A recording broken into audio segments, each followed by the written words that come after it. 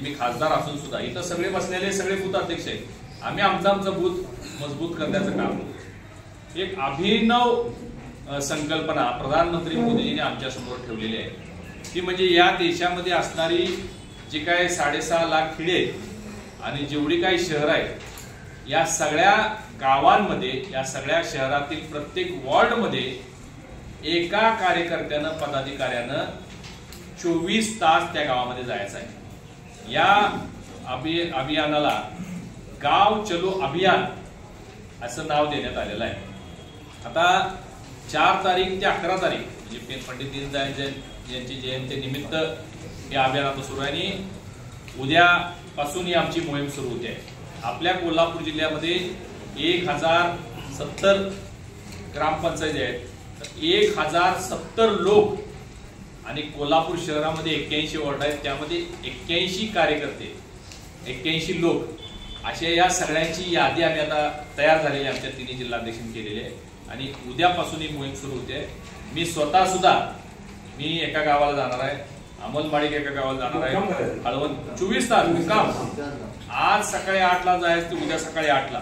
त्यामध्ये तुम्ही त्या गावातल्या प्रमुख लोकांच्या भेटी घ्यायच्या आहेत, त्यामध्ये तुम्ही त्या गावातल्या बचत गटांच्या भेटी घ्यायच्या आहेत, तरुण मंडळांच्या भेटी घ्यायच्या आहेत, कोण संत किंवा महंत पुजारी असतील त्यांच्या भेटी घ्यायच्या आहेत, त्या गावामध्ये सेवा संस्था, दूध संस्था असेल त्यांना भेट द्यायची आहे, त्या गावामध्ये पारावर बसून गप्पा मारायच्या आहेत, त्या गावामधल्या ज्येष्ठ नागरिकांना भेटायचं आहे, त्या गावामधल्या खेळाडूंचा एकत्रित करून त्यांच्या काही विषय आहेत का त्यांच्याशी भेटी घ्यायच्या आहेत.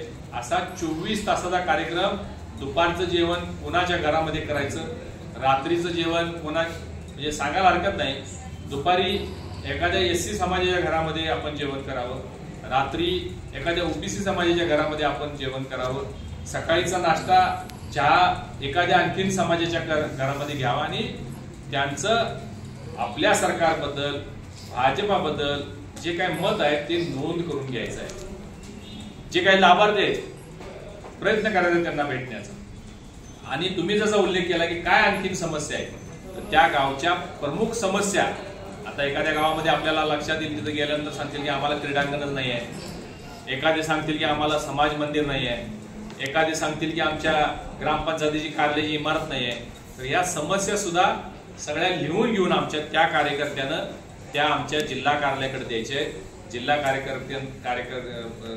कार्यकर्त्यांनी प्रदेश पदाधिकाऱ्यांच्याकडे ते सगळं पाठवायचं आहे. अशा पद्धतीनं हे गाव चलो अभियान 18 प्रकारची कामं दिलेली आहेत. म्हणजे मी जसे तुम्हाला 2-4 सांगितले ते सगळे लिहिलेत.